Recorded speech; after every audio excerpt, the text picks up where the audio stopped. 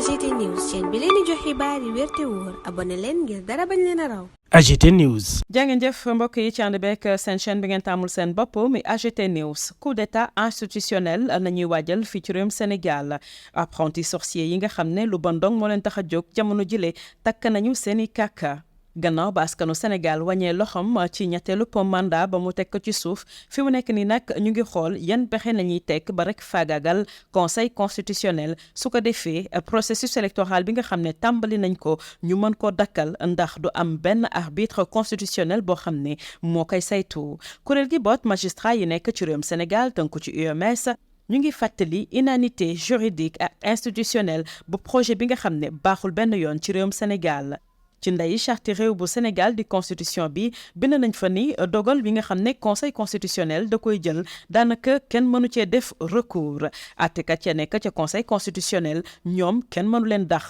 lu dul bu fekkee ne seeni cër da ko mënatul sàkkuteef bi nga xam ne dafa jëm rek ñu daal di taxawal ab commission d'enquête parlementaire ba ñu sax déposé ko am na lu ëpp fukk yoo xam ne moo ko jiitu ay demande d'enquête yoo xam ne ba fii président assemblée nationale yéeyu ci yàbbi tey nag président assemblée nationale bile dafa mel ni ku sol beneen mbuba daal di baral mbir yi def ko ci mode fast track li mu bëgg mooy rek ñu daal di taxawal boobule commission d'enquête parlementaire séparation des pouvoirs yi am ci réewum Sénégal moo tax nag kenn mënta déglu magistrat yi waaye itam kenn mënu leen révoquer ñi nekk ci nguur ak Sénégal tey dafa mel ni dañuy complot ngir rek faagaagal institution yi nga xam ne ñoo nekk ci réewum Sénégal njiitu réew bu Sénégal Macky Sall moo daal di sant groupe parlementaire bu Benno Bokk Yaakaar ngir rek ñu daal di jàppale sàkkuteef bu parti démocratique sénégalais bi nga xam ne baaxul benn yoon ci mim réew jamono bi nga xam ne Sénat dafa digaloon DGE ñu daal di jébbal ay fiche de parrainage président Ousmane Sonko ñu ngi koy fàttaliku ni démb président de la République ay daan la jël gàll ko ci seen ndodd dàq leen donte ne sax am na ci ñoom ñoo xam ne kenn waru leen woon a remplacer loolee nag mën nañ ko méngale ak jëfi Maatay conseil constitutionnel bi mu siwalee listub ñaar fukki candidat yi nga xam ne ñoo war a bokk ci élection présidentielle yi dafa mel ni ku défier ñi nekk ci nguur ak Sénégal loolee waral tey ñuy dund lu métti li nga xam ne moom la ñuy teg ci seen ndodd ndax nag dogal bi ñu jël dafay fejat électorat bi nga xam ne ñi nekk ci nguur ak Sénégal am nañu ko ñu jàpp ne sax dafa am jëf ju ñaaw joo xam ne dañ ko teg ci seen ndodd daal di dëggal candidature bu Diomaye Faye moom mi nga xam ne tey moo gàddu projet ki nga xam ne kenn du ko tudd muy président Ousmane Sonko ñi nekk ci nguur ak Sénégal xam nañu ni lépp tabbi na géej ndam lii ci premier tour ci ndaw li nga xam ne foo ko gis bañam ngay seen nekk ab sympathique séréer ñu teg ko loxo ci anam yu tegul fenn lu mënta ñàkk la ci ñaar fukki fan ak juróom février atum 2024 ni ko ndaw yi di waxee 11h nañuy xaar vote bi daal di jeex tàkk caaf daal di xëm. Heureusement premier ministre bu Sénégal dara jotu ko woppul yàlla na yàgg te wér fi mu nekk nii nguur ak Sénégal xamul fu muy jaar ngir mën a génn ci jafe-jafe yi nga xam ne moo ko dal tey moo tax ñu daal di ngoy ci commission d'enquête parlementaire bi ngir rek yàq dogal bi nga xam ne àttekat ya nekk ca conseil constitutionnel jël nañu ko waaye askan wépp ñu ngi leen di gis seen pexe mooy def seen kem kàttan ba juróom-ñaari sages yooyee daal di tekk seen ndombal tànk ngir gàllankoor processus électoral bi bu ko defee ñu daal di toxal élection présidentielle yi dofuñu jinne jàppuñu wiiri wiiri jaari ndaari li ñu bëgg fi mu nekk nii ñu ngi koy siwal askan wi di ci tegi gët mooy dàq élection présidentielle yi nga xam ne xam nañu ne dañu leen di duma yu mitti ci premier tour bi li war nag tey mooy sénégalais boole seen doole ba lu ni men bañ a antu dañu war a xeex Macky Sall ñetteelub mandat bi nga xam ne da koo teg ci suuf jàpp na ni lajj la ci njabootu politique am leneen li ci gën a doy waar mooy ne Ousmane Sonko mi nga xam ne dañ koo tëj ci kaso bi tey cofeel gi askan wi am ci moom dafa gën a yokku loolee ñu daal di ciy dolli ne nguur ak Sénégal gilee daanaka ñeenti ayu bés dong moo leen dese ngir rek ñu abalee kilifa gi nga xam ne jamono jile moo nekk ca palais ba nekk ca avenue Léopold Sédar Senghor bëggul jox nguur gi ëllëg koo xam ne du mën a toppatoo njabootu politique am premier ministre Amadou Ba di candidat désigné bi fi mu nekk ni dafa mel ni àttanul mbir yi da ko ëpp doole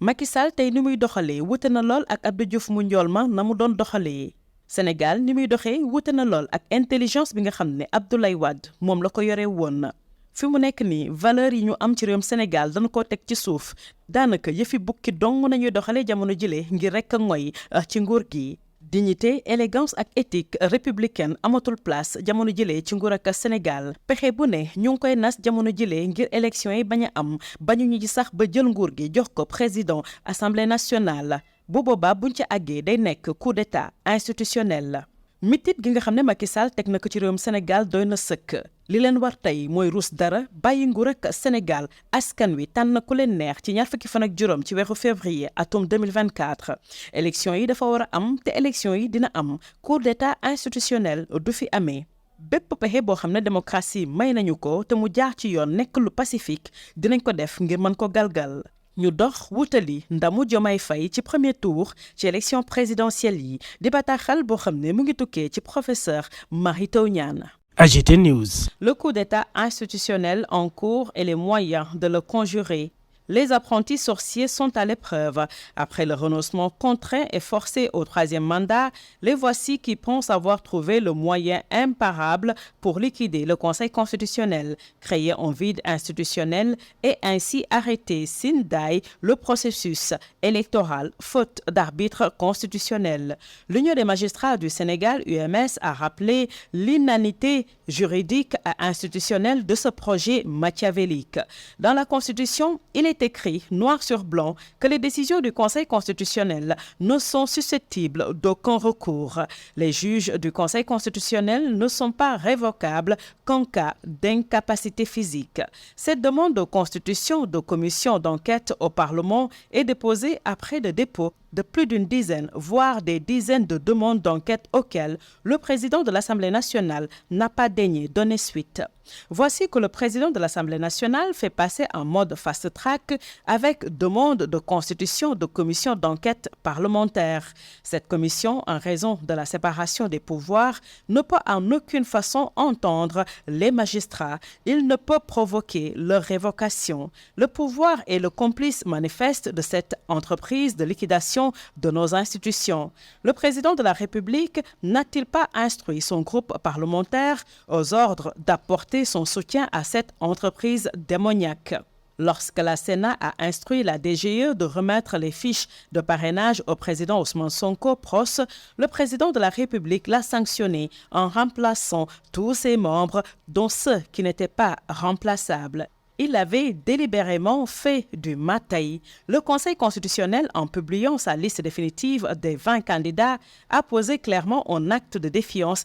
irrévocable vis-à-vis du pouvoir dont les conséquences sont limpides pour tous. Fractionnement et émiettement de l'électorat du pouvoir et surtout l'offense impardonnable de confirmer la candidature de Diomaye Faye, le porteur du projet de l'innommable parti du président Ousmane Sonko. Le pouvoir sait que les carottes sont cuites. La victoire au premier tour du jeune frêle souriant et très sympathique Sérère, illégalement embastillé et inéluctable le 25 février 2024. Comme disent les jeunes, avant 11h, le vote sera terminé et très bien fait. Heureusement, le Premier ministre est en très bonne santé. Yal na yàgg te wér.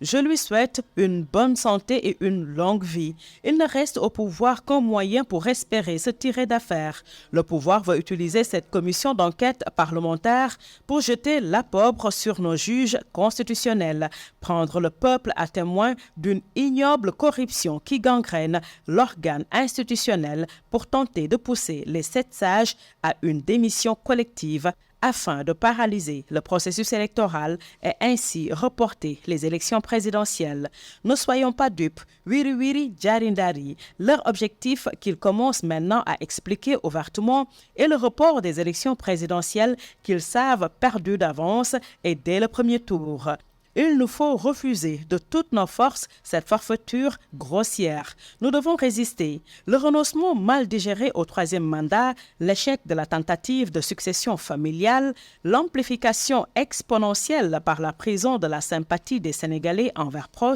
et enfin la fin imminente du régime dans 4 semaines ont fait pousser des boutons au pouvoir. Le locataire du palais de l'avenue Léopold Sédar Senghor ne veut pas transmettre le pouvoir à un successeur qu'il n'a pas choisi, qui n'assurera pas ses arrières. L'actuel Premier ministre Amadou Ba, candidat désigné par ses soins, ne fait plus l'affaire. Nous n'avons pas affaire à l'élégant et svelte démocrate Abdou Diouf. Nous n'avons pas non plus affaire à l'aristocrate, à l'intelligence féconde d'Abdoulaye Wade. Nous sommes à l'époque des antivaleurs, des ruses de Bouki et de l'accaparement du pouvoir par les roturiers de la République. La dignité, l'élégance et l'éthique républicaine n'ont plus leur place. Le stratagème en cours pour rester au pouvoir ou le transmettre au président de l'Assemblée nationale a un unique nom, coup d'État institutionnel. Vous avez assez fait de mal. Ayez la pudeur de rendre le pouvoir, l'humilité de demander pardon et remettez le pouvoir au président élu le 25 février 2024. Les élections doivent se tenir, elles se tiendront. Le coup d'État institutionnel ne prospérera pas car le peuple uni utilisera tous les moyens démocratiques et pacifiques pour le conjurer. En avant pour la victoire de Diomaye au premier tour, je vous souhaite une excellente semaine sous la protection divine, fait à Dakar le lundi 29 janvier 2024 par le professeur Mary Teuw Niane. AGT News.